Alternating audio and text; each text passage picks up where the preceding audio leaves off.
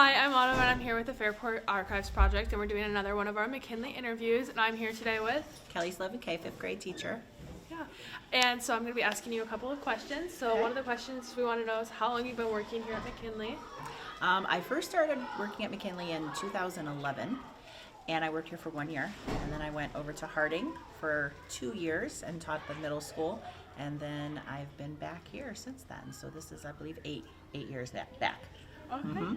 So have you only taught in the Fairport district, or is there other places you've No, taught? I taught in Cleveland for about 11 years when I first graduated from college, and then one of my sons was born, had some health issues, so I took a few years off to take care of my family, and when it was time for me to come back to work, it was very difficult at that time. Teaching was a very crowded field at that point, so I really struggled to find another position. So I worked for the Mentor schools, not in a teaching capacity, but in an administrative capacity for a couple of years, and then I worked for the state of Ohio, the ESC, SST for a year, and that's how I started making my connections here in Fairport, and then I landed here the following year.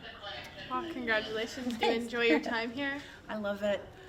When I was working for the state, which I loved, and I was working in Mentor, and I loved it there too, I didn't have a class, I didn't have kids. So I was just working with grown-ups, which are fabulous people, but I was this close to kids, but none of them were mine, and I just knew I had to get back into the classroom. It's where I belong. Yeah. So what's been your favorite part about working here? What's your favorite memory?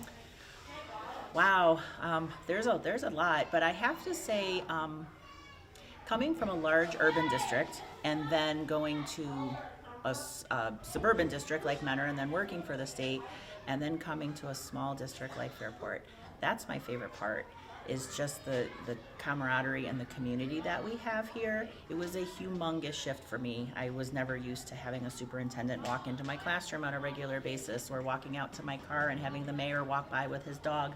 That was such a weird thing for me to get used to, but now I can't imagine it any other way. I feel sorry for people that don't get to have those experiences and those communications and connections with community. I think it's phenomenal.